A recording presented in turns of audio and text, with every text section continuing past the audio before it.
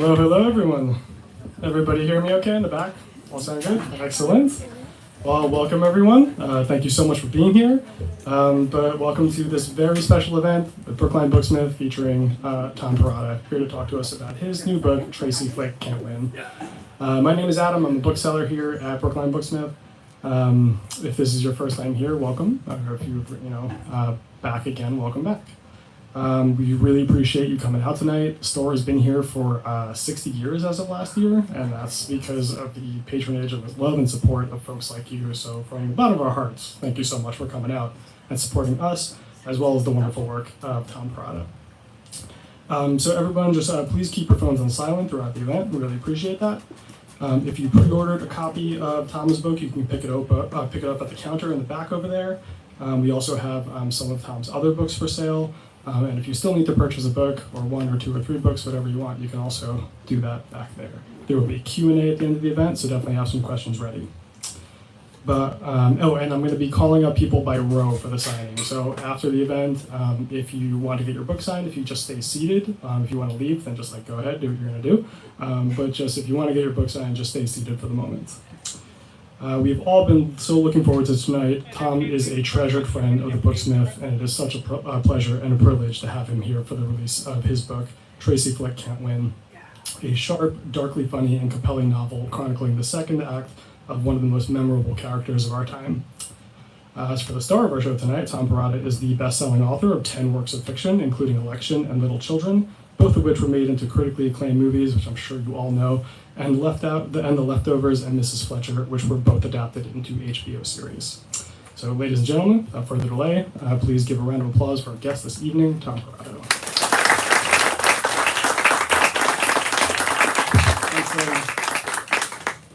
Hey, well, hello. It's so great to be at an in-person event, and I'm seeing a lot of familiar faces. Some faces I only see on Facebook, but and some strangers, which is actually that's really great. Not that I like strangers more than friends, but you know what I'm saying. Some of you have to be here, so. I'm going to do a Q&A after I read, and so I'm sure we'll get into a lot of talk about Tracy Flick, and she is the title character of the book. But this book, like Election, is actually like a real ensemble piece, and Tracy is kind of embedded in a social world that's constantly throwing obstacles up that make it hard for her to accomplish the things she wants to accomplish and progress in the way she wants to progress. And so in Election, obviously, that was this high school election where she had opponents and she had a sneaky adult advisor who was actually, willing to cheat to steal the election from her. In this one, the story has two tracks. One is that the principal, Tracy's the assistant principal at Green Meadow High School. The principal has announced his retirement, and so the top job is there for the taking. And so Tracy's story is, how am I going to get that job? At the same time, the new president of the school board is this guy who got rich in tech on a virtual pet app, and he's come back to his hometown and he's throwing his money around, and he's decided to throw his money around by starting a Green Meadow High School Hall of Fame. And Tracy is on the committee that's choosing who to honor in this Hall of Fame. And what I want to read from is a little bit of the Hall of Fame stuff. And so I'll read some of the letters that people in town have sent to nominate possible honorees for the Hall of Fame, and then the reactions of the two student judges. So there's Lily Chu, who is the vice president of Green Meadow High School, and there's Nate Cleary, who's the president. And Lily is by far more qualified, but Nate, of course, got elected, and that's sort of a little bit of a bad echo for Tracy, seeing these qualified young women getting losing elections to, likable popular guys who, are just kind of drifting through high school. So that's really all you need to know. Lily went away over the summer and to a girls' code camp and fell in love with a non-binary person named Clem, who appears in this as well. So here are the letters. To whom it may concern, my son James graduated from Green Meadow High School in 1969. He was a sweet boy with a sunny personality. He wasn't the best at schoolwork or sports, but he had a lot of good friends and loved to make people laugh. He always appreciated the food I cooked for him, especially my mashed potatoes and gravy. He could never get enough of that. In 1970, my son James was drafted into the Army. He didn't want to go, but his father believed it was his duty, and I agreed. That was how we were raised. James was obedient to our wishes and went to Vietnam to fight for his country. He died in November of 1971 and was buried with full military honors. I miss him terribly and grieve for all the life he did not get a chance to live. These days, very few people remember my son James, who died to keep us free, and that seems wrong to me. You should put him in your Hall of Fame so more people can learn about his sacrifice. That would give me great comfort in the final years of my life. Sincerely, Mrs. Marlene Haggerty. P.S. People knew him as Jimmy. Dear GMHS Hall of Fame Selection Committee, surely very few graduates of Green Meadow High School are more successful and distinguished than Matthew J. Keyser, GMHS class of 1973, president and CEO of the Keyser Auto Group, which has grown to encompass 8 dealerships in 2 states. As Mr. Keyser likes to say, we're not a group, we're an empire. Mr. Keyser isn't just an extraordinary business leader, he's also been a generous and tireless supporter of numerous local and national charities, along with his beautiful and talented wife, Jessica Diolito Keyser, GMHS class of 1992. Mr. Keyser's motto has always been community first. Mr. Keyser has stated publicly many times that the foundation of his enormous success in life was built during his 4 years at GMHS. High school was where I learned that with hard work and a positive attitude, truly anything is possible. I'm grateful to my teachers and my fellow students for inspiring me to reach for the stars. It seems only fitting that GMHS would recognize Mr. Keyser's myriad achievements and contributions by welcoming him into your Hall of Fame. He certainly deserves the honor. Thank you for your consideration. Sincerely, Desiree Forrest, Director of Communications, Keyser Auto Group. P.S. Biographical sizzle reel attached. Let me know if you need anything else. Yo, Mr. Weed. I'm not sure if you remember me. Greg Philippek, class of 2004. You suspended me once for making fart noises during a DARE assembly. Does that ring a bell? 3 days seemed a little harsh at the time, but you were right. I should have listened to the DARE people. Would have saved me years of trouble. So here's the thing. I heard about your Hall of Fame, and I'd like to nominate myself. Can I do that? If not, I can probably find someone else to do it for me. Maybe my old buddy, Mark Gaspar. He works for UPS now, in case you were wondering. I know you're probably like, there's no effing way that Greg Philippek belongs in anything except the D-Bag Hall of Fame. And I wouldn't blame you for thinking that, but only because you have no idea of the amazing feat I accomplished on February 8th, 2006, when I was a student at the University of Scranton. Full disclosure, I did not graduate from the University of Scranton due to laziness and substance abuse issues that I'm currently dealing with. Also, I cheated a lot in high school, which, as you once said, was only cheating myself. True dat. Okay, back to the story. On February 8th, 2006, I went to a sandwich shop known as Big Sal's and took the Big Sal's Challenge. The Big Sal's challenge is a gigantic submarine sandwich that's as long as your arm and fatter too.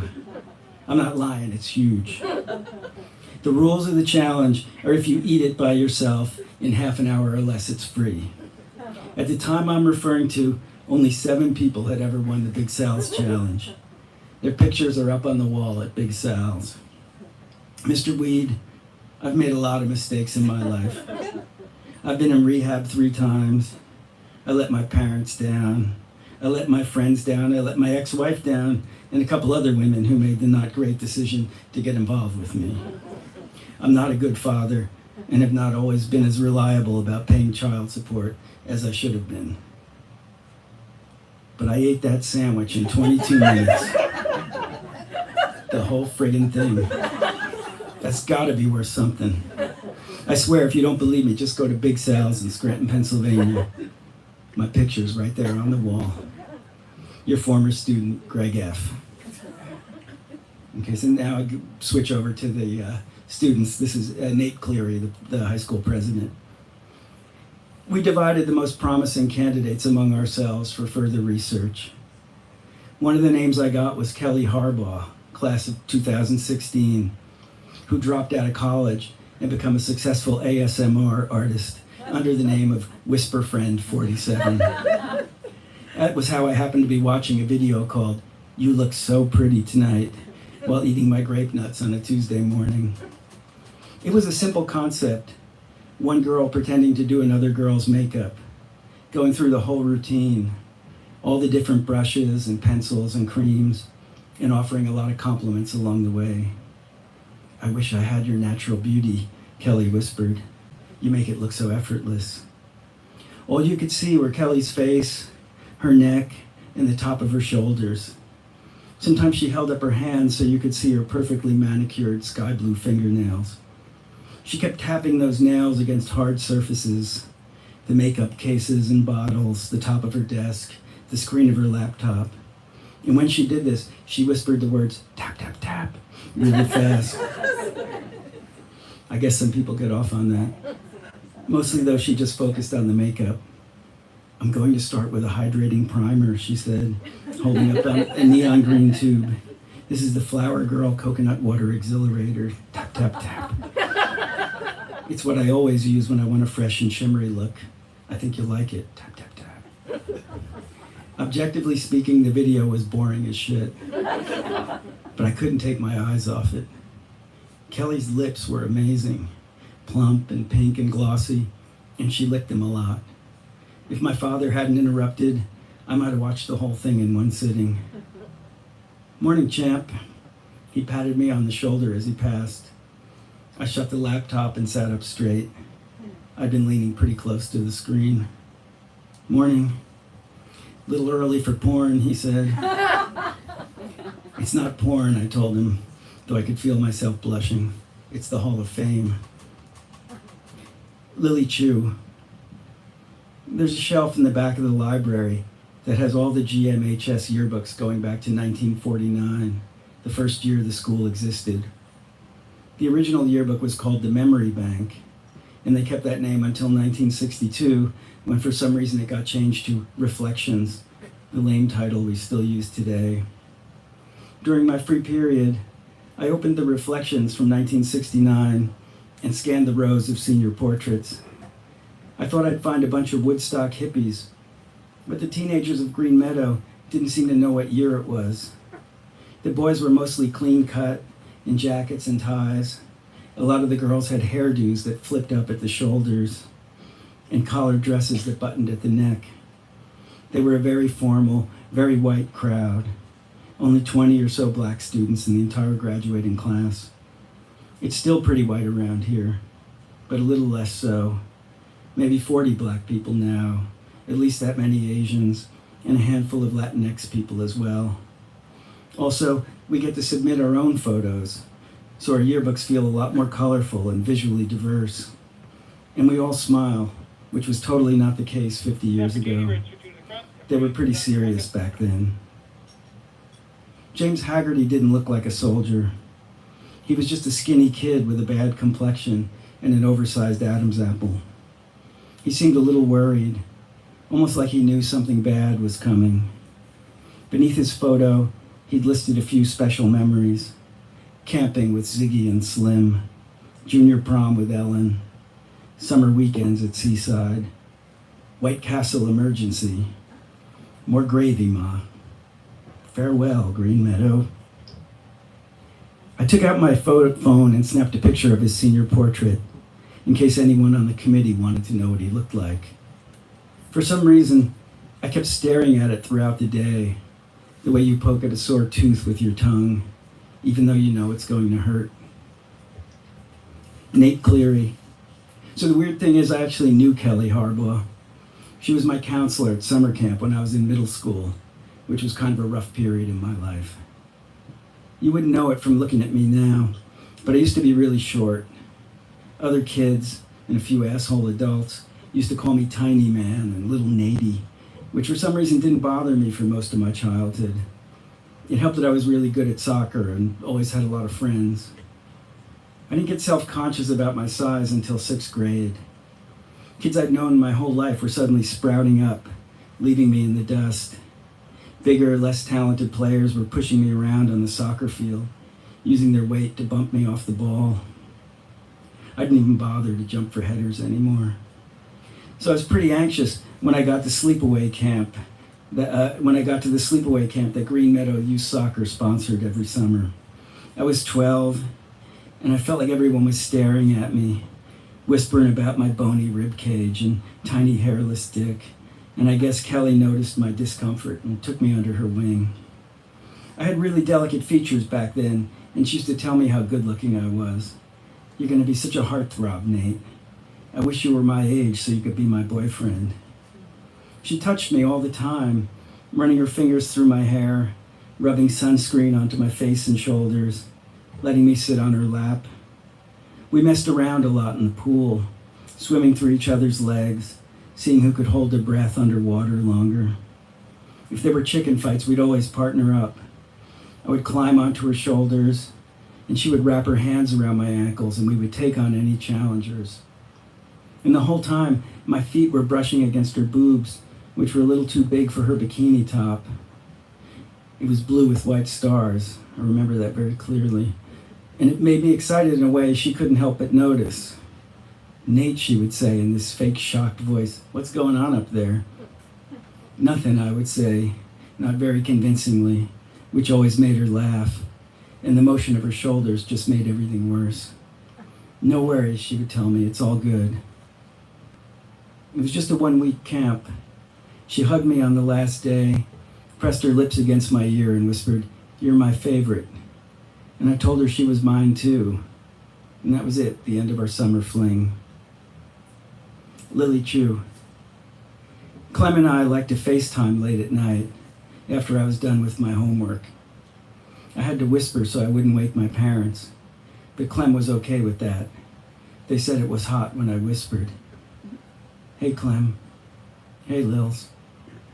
There was a little hump of silence, a shy moment when I didn't know what to say. It happened every time we talked, right at the beginning. It was like we'd never met before, let alone had sex or said "I love you," or cried together for hours on the last day of code camp. All that seemed like a distant dream, a story I'd read over the summer and only vaguely remembered. But then it passed, the way it always did. "I miss you," I said. Clem was in their dorm room, sitting up in bed, wearing the gigantic gray sweatshirt they always slept in. They looked adorable as usual, blonde hair buzzed to a stubble, and those lips that were so good to kiss, even when they were dry and chapped. "Aw," Clem said, "I miss you too. How's your day?" "Okay, I guess, but this Hall of Fame thing is so depressing. Just one boring white person after another." "Still no POC?" "Nope, no queer people either, and hardly any women. It's kind of fucked up." "So no one interesting?" "Well, there's this kid who died in Vietnam. He didn't want to join the army, but his parents made him." "That sucks." "I know, right? He looks so sad in his yearbook picture." We were quiet for a while, and I couldn't help thinking about my own parents, who would never make me join the Army. They loved me so much, but they didn't really know me anymore. I didn't want it to be that way, but I didn't know how to change it. There's this other guy, I said. He ate a really big sandwich. Nate Cleary. I didn't speak to Kelly again until my first day at GMHS. I was 5'5" by then, and I'd started shaving. The previous year had been one more or less constant and very awkward growth spurt. And she didn't even recognize me when I stopped her in the hall. "I'm Nate," I said. "Nate Cleary? You were my junior counselor at soccer camp?" She studied me for a few seconds, and then she faked a smile. She was a senior that year, even prettier than I remembered. "Oh, hi there," she said in a bored voice, the way you'd speak to someone you barely knew, a person who meant nothing to you. "Welcome to high school." I saw her every day for the next 9 months, and she never said hi to me, never smiled, never gave the slightest hint that she remembered our summers. All that time I'd spent sitting on her lap or perched on her shoulders, the fact that I was her favorite. It bothered me for a while, and then I got over it, or thought I did, because people change and life moves on, blah, blah, blah. And then she graduated, and I forgot all about her until I started watching those Whisper Friend videos. Some part of me was impressed, for sure. It was pretty cool to see a person from my hometown, someone I actually knew, having so much success at such a young age. But I guess she must have hurt me more than I realized, because my main feeling was just like, fuck her. I didn't care how many views she got on YouTube, or how much money she made, or how many people said they loved her in the comments. She treated me like shit for a whole year, and there was no way in hell I was voting her into the Hall of Fame. Thank you.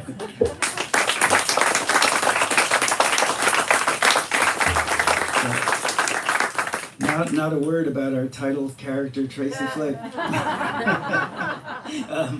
So I would love to answer your questions. Oh, I think so. There is a mic, so but you can also just shout it out, and I can repeat it if we can't get it there quickly enough. Anybody have a question to start us off? Oh yeah. Did you always? Oh wait, he'll bring you. I'm sorry. Just loud anyway. I'm so loud. Did you always know that you would write kind of like a Flick sequel? As a multi-part question. And when did you write it, and over how long? Okay, yeah. So the answer is, almost every time I would go read from my books, somebody would say, "Is there going to be a sequel?" Which I always took as a sweet thing to say, like people wanted more. I know what happened. Yeah. And I would say, no. The book is the book. I ended it where I ended it for a good reason, and now I'm on to the next thing. And I never made a conscious decision. Well, at some point I made a conscious decision to write this book. You weren't just forced. But it was after the fact in a funny way. So one of the main characters in this book is a guy who is up for the Hall of Fame. He's the one guy from this town who played in the NFL, and he was this golden boy quarterback. And he's in his mid-40s. He's a famous high school football coach, but he's beginning to have cognitive problems from concussions that he'd had over the years. And that was the story I wanted. That was my novel. It's the story about this golden boy athlete who he's made a mess of his life, and now is also feeling like he may be an old man, and he may be losing his faculties. And I started to write this, and the idea was he was going to be brought back to his hometown, and inducted into the Hall of Fame. But at the same time, there were all these people who were there kind of with grievances from high school, like women who he treated badly and men he treated badly, just people he treated badly from high school. And to me it was like, oh, that is like a parable for like masculinity right now. It's like we got our glory days, and now like the bill is coming due. And I just had that feeling of like, oh, that's really a rich story. And when I started to write it, I started to do it like this, like with short chapters and alternating narrators, which was how I had written Election. And I'm like, why am I doing that? That's not good to, you know, kind of pilfer this form for me, for myself. It bothered me that I was doing it because, you know, it's not like my normal way of writing. It just felt like, why? Yeah, you know what I'm saying. I didn't understand why I was doing it that way. And then at one point, I just started to think, is Tracy here? And I was like, she was there with her hand up saying, like, put me in. And yeah, and then once I did, then it was like, that was the moment of, it wasn't even like a conscious decision to do it this way. It was like an acceptance of this, you know, this possibility, which really scared me at first because one good reason not to write a sequel is not to mess up the original. But, you know, it was also around the time of Me Too, and I had written in Election a story of a high school girl who has, you know, a relationship with a teacher, and I had written her in a way that was very defiant. The teacher gets caught and gets fired, and Tracy she doesn't regret it, you know, she's just, and she's, I'm not a victim, you know, he didn't take advantage of me, like, she really believed she was his equal, and in fact his better, and that he was, you know, emotionally weak, that he couldn't accept that the relationship was over, and he kept he obsessed over her, and he, you know, did some irresponsible things that got him caught, and he paid the price, but she was sort of, you know, she was putting it in those terms. Then, you know, Me Too happened, and I was, you know, reading all these stories, and that was definitely like a subheading of experiences. Like you'd read about some high school teacher who had a series of these, you know, relationships over the years, and some women would say, it was terrible, he ruined my life, and others would say, I thought he was my boyfriend, and we had 2 years, we were pretty happy, and then I left and I went to college. You know, you'd get those people who sounded like Tracy, but some of them were also saying, that's how it seemed then, but now I look at it and go like, oh, that was creepy, why did that happen, how did people around me let it happen, you know, and I was just trying to figure out like what sense would Tracy make of this. But to do that, then I had to tell myself who she is now and how she got there, you know, but those were all the elements that were kind of, you know, coalescing when I sort of almost reluctantly, but with a certain kind of excitement, said, oh, okay, this is Tracy's book, not just this quarterback who has a brain injury. I wrote it mostly during the first part of the pandemic. I'd started it maybe 3 months before, which was great. I mean, the pandemic wasn't great, but the fact that I had a novel underway was really great. You had to start one. I never had more time to write in my life. I never was happier to be stuck in a room. Anyone else? Sure. Hey, thanks.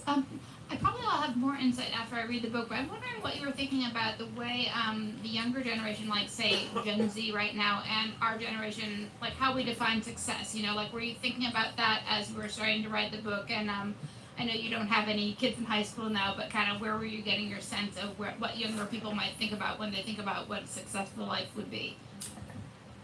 Yeah, well, you know, that was what was cool about this idea of a committee for the Hall of Fame, because the principal is in his late 60s, Tracy is in her mid 40s.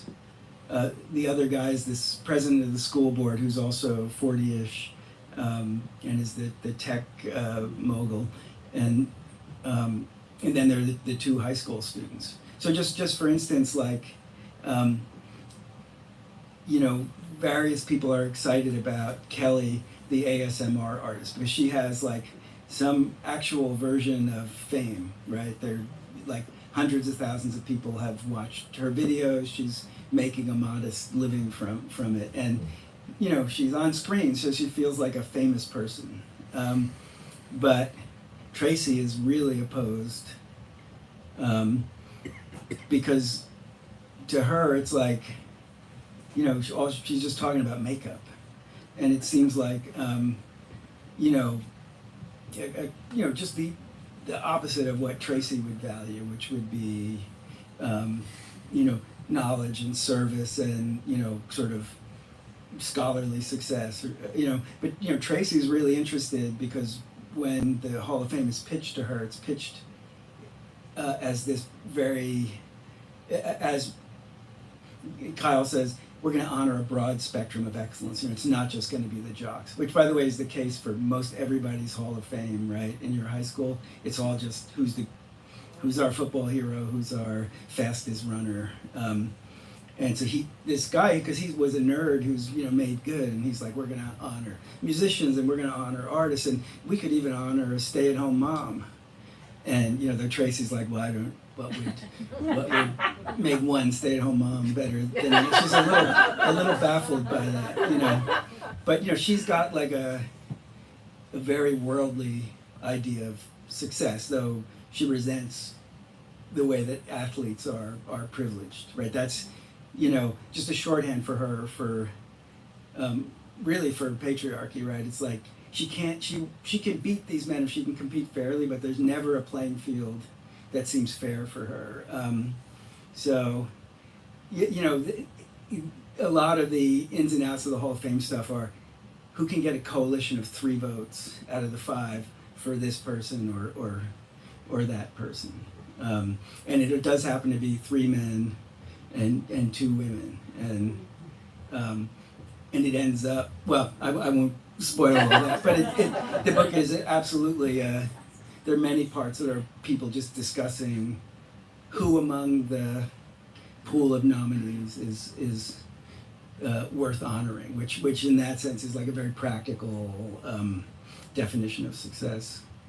But I you know, obviously, like, our kids have very different, you know, like I never, you know, there's just all these people who are just like TikTok artists and you know, it's like, they're just numbers, like crazy numbers, like somebody has like this many spins on a, you know, or this many views and this many followers. Well, no, I mean, there's just all these new forms of fame that don't seem completely real to me, but are obviously very real and, you know, monetizable. Yes. Tom, but what, as a writer, what do you fear with Hollywood when Hollywood adapts? Were you happy with the way Hollywood adapts? Were you happy with the way Hollywood adapted Election, given some of the significant changes in terms of the setting and the ending that were made? And do you feel given your experience having a lot of your works made into films, do you feel do you ever have any concerns that you know, they're going to tarnish what you set out to do? Those bastards. You know, see, this is the twist for me. Of course, at when Election, I was really an unknown writer when Election got made, and it was just to get an option of $20,000, you know, for this, what was then an unpublished manuscript. It was like the greatest thing that ever happened to me, and I didn't care if they made the movie. But then they made the movie, and yeah, I had not heard of Alexander Payne. I had not heard of Reese Witherspoon. Nobody had. You know, the script came back to me. It's still considered, like, if you talk to people in film school, it's like one of the great scripts of the past 50 years. And it is because it actually respected the book in a very crucial way. The book had 6 narrators, and the studio executive was like, well, who's going to be the star? And they said everyone. And they figured out that, you know, alternating first person voiceover which you don't see really. I mean, you see it a little more now, but at that point it felt really quite new. And then, this young actress who nobody heard of, came out of the gate just, when I visited the set once and people were like, you gotta see Reese, she's like, people were just shaking their head. They weren't sure like what they were watching, but she was like just vibrating. So I had just really like this amazing experience because I had nothing to do with it. It was just like, I put something in the mail and it came back, this movie. And so, in a sense, it spoiled me. And then the story for me is more just getting more involved because I was so excited by what had happened there. So, and that's not the experience of many of my writer friends who, adaptation is often, a process that changes things, often with, good intentions, but just the key thing that makes something good kind of doesn't come through, and then you have some mysterious lesser thing. That's what most people experience, so I guess I have some. Now it's almost more like I've gotten so lucky with the various adaptations. I feel like, maybe my luck will, it should run out somewhere. But it's actually been a surprisingly positive experience for me. Even Mrs. Fletcher, which I ran the show of, and kind of hit my limit for, what it just demanded a lot of like people management and being like the boss of an organization, which turns out not to be like, don't hire me to run the company. But even that, was fun for me, and I feel like I found that,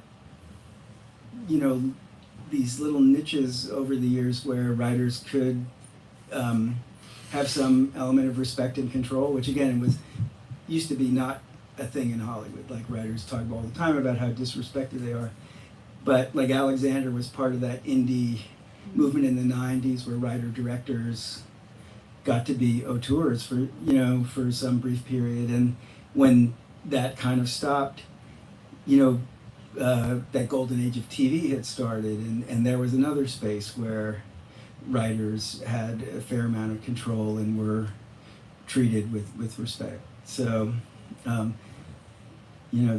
I've just been lucky in that sense too. Oh, yes.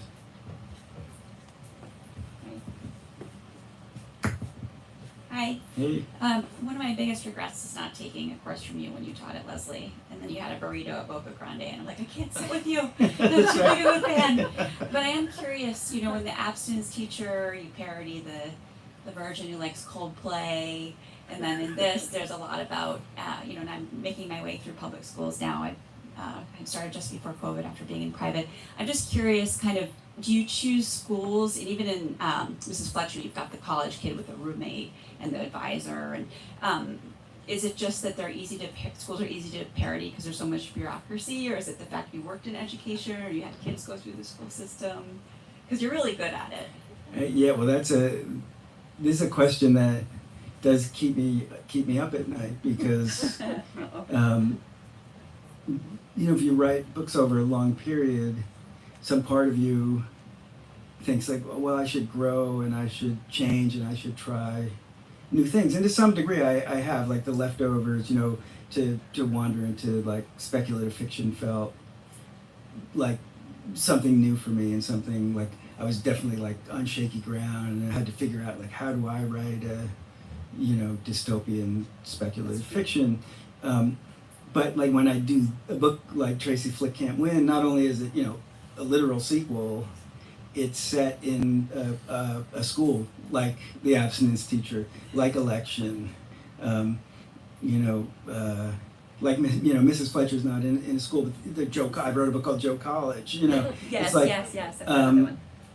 it is clearly like the my arena, you know, and this self-aggrandizing comparison, you know, it's like John le Carré saw all of life kind of could be talked about through talking about espionage, you know, like that became like a overarching metaphor for his fiction, and he just kept going back there the way that some detective writers keep going back to those stories, and I do feel like, okay, so the school is somehow like a primal scene for me, and yeah, sometimes it's satire. Teachers are sometimes ridiculous people, but I you know, I've had great teachers in my life. I know I wouldn't be doing what I'm doing if I hadn't had them, and I have tried to be a teacher. I've been a teacher, let me say, like, I have been a teacher. I got paid anyway. You know, it's kind of an amazing job to do, right? You really connect with, I mean, there's some of my students are here tonight, you know, and you really connect with people you teach, but it's a heavy thing, you know, it's the place where cultural values get transmitted. And in a culture where, like, some people, you know, religion is strong in certain places but weaker really than it used to be, and you know, it just takes on like outsized importance.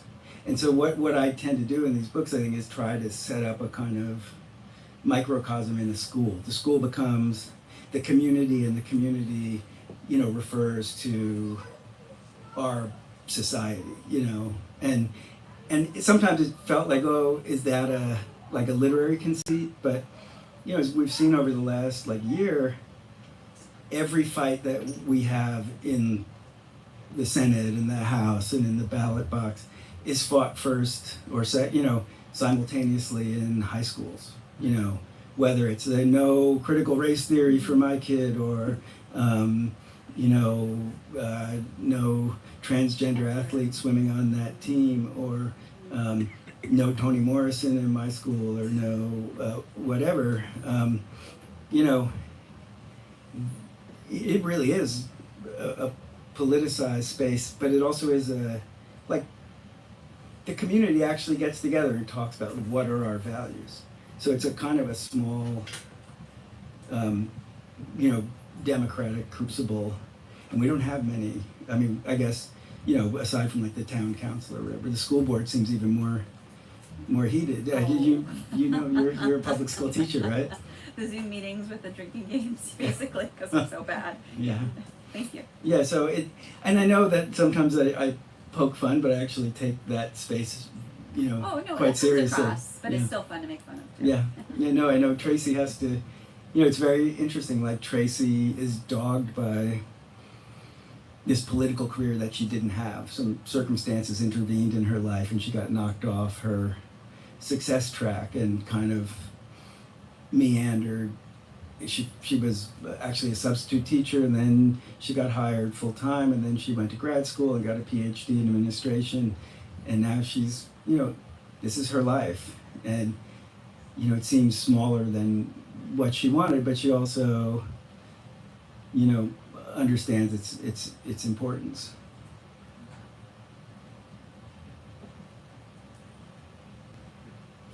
Oh, yes.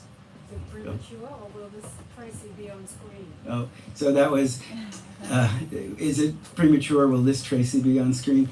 I hope so. You know, there's the other, you know, weird side of Hollywood, which is just, I think everybody wants, all the people who you would want to do it, but they have to make money deals, and that hasn't happened yet. I think part of it is Hollywood is extremely uncertain about what anything's worth right now. Because it used to be you'd make a movie, you'd put it on in theaters, people would, you know, buy tickets, and you could say, okay, we think this movie will make X, so we'll try to produce it for, you know, a little bit less than that, so we'll make a profit, you know. But now it's like no one's going to the theater, or very few people are going to the theater, so it's just an addition to our streaming library. And so So this is with Apple. No, she's with her own. Reese Witherspoon has her own production company. They've worked with HBO. They've worked with Apple. But in this case, Election, the movie, was made by Paramount. So Paramount has sequel rights to Tracy Flick. So the deal can only be with Paramount, which also creates a different. Yeah. So there's no competitive bidding. It's just people just have to come to an agreement, and I wish they would hurry up.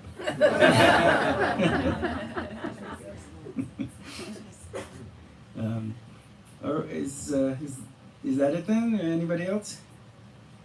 I have, Oh, yes, one more.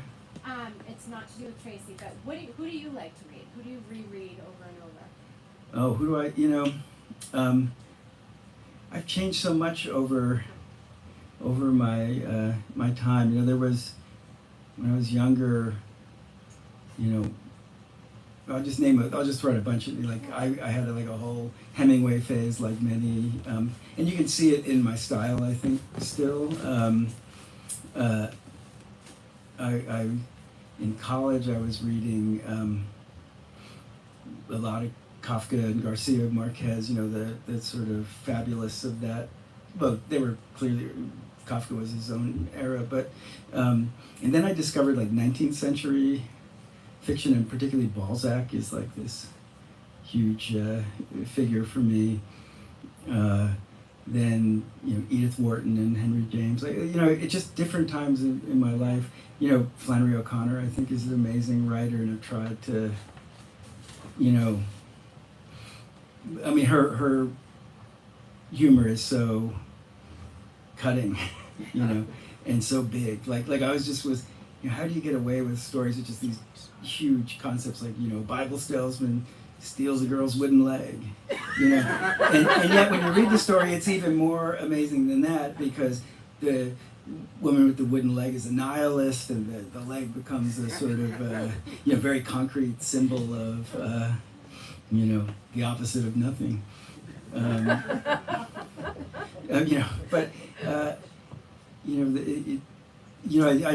I just am reading constantly and like shifting my. So I mentioned Le Carré, like there's just the period where I was just like going through all that, and every time I, come in contact with his prose, it's so bracing. It's there's just such a, you just feel this penetrating intelligence that working behind it. But I think I'm a little past the age of being influenced anymore, so now I just appreciate it. And so anything, for some reason lately, I feel like I read biographies of other writers as a kind of a fuel. I don't know what it is. Like sometimes I can't read fiction, but like I just read this big biography of Sylvia Plath by Heather Clark, Red Comet. I highly recommend it. It's a tremendous book. And she's like a proto Tracy Flick a little bit, because she had this intense relationship with her mother, and just wanted to succeed in all across the board, and she just was born a couple generations too soon, and also of course helped change the landscape for everybody who came after her. Oh yes. I guess I was just thinking about the letter that you read first about the Vietnam guy, and to your point, like you focus so much on schools and kids, and I suppose I'm wondering if you're surprised, like it almost feels nostalgic or very retro to feel this commitment to your country and this sense of obligation, and the fact that now parents, like what I think you said, her protagonist name was Lucy Chu, that she's like, my parents would never make me go into the war. Like now we are so, as parents, like we'll send our kids to 3 different schools, and we're so quick to make them happy. And that letter you wrote really made me wonder, like when you look at a character from Mrs. Fletcher, like that lax bro, who was just so focused on sex and his girlfriend and expected everything. Like he never would have been a kid to go to Vietnam. Yeah.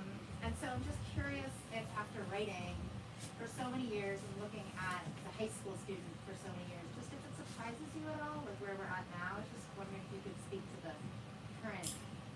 Wow, that is a question for a whole night's conversation. So that was, all referring back to the letter about James Haggerty, who died in Vietnam, and his mother, elderly mother, wants him to be in the Hall of Fame so he can, his sacrifice can be honored. And it's a dark joke in the book. Like, nobody for a minute thinks that he should be honored for that. It's a little, Trumpian, right? Like, I like the soldiers who didn't get caught, I mean, that's one part of it. The other part is, of course, it's also self-serving. The parents made him go, right? They were operating on that. I remember that from when I was a kid. Like, all the fathers I knew had served in the military, and there was just this assumption that, like, you served in the military. But then, everything changed with Vietnam, because there was just this feeling of, like, working class kids and black kids and Latino kids, they got sent to this war that made no sense. And I think the whole country absorbed this idea of, like, that was a waste. And I know it's a terrible thing to say, and I apologize to anyone, but I do think that idea, like, and I think a lot of parents, just change their mind. Tim O'Brien has that great story, I forget the title, but it's in The Things They Carried, and the guy is, like, on the border of Minnesota and Canada, and he can just take his canoe across the lake and opt out of the war. But he realized everybody in his hometown will despise him and call him a coward. And he says, but he knows going to the war is wrong. But he gets out to the lake, and he just gives up, and he goes home, and he goes to Vietnam. And the last line was, "I was a coward. I went to war." And I do think it's just so complicated, because I think, yes, there was a time when sacrifice for your country felt noble, but it always depends on the war, right? It's like that World War I thing of Wilfred Owen, just, it is, dulce et decorum, as, it is sweet and proper to die for your country. And, when you put that in the context of World War I, it's just kind of an abomination, right? So it is complicated in that sense, and it's why we now have a volunteer army, right? Because I think there's just a lot of rethinking about the unfairness of the draft and who got sacrificed for what reasons. That's a different question, but it may also have ramifications for the other part of your comment, which is people seem so individualistic and selfish now. And I do think something happened in our society. I kind of remember it from my own life. When I got to college in '79, there was still this kind of hippie 70s vibe, and when I left in '83, it was full on Reagan era. And I think there was, and I worry about it now too, there's just those moments when we try collective action and there's a perception that it failed, and there was that just retreat into, self-interest that marked, like, the 80s and the 90s, I think. And its relation to Vietnam and the idealism, the breakdown of the idealism of the 60s is worth thinking about, for sure. But that was a deep question. All right, well, thanks everybody so much for coming. It's so great to see you all.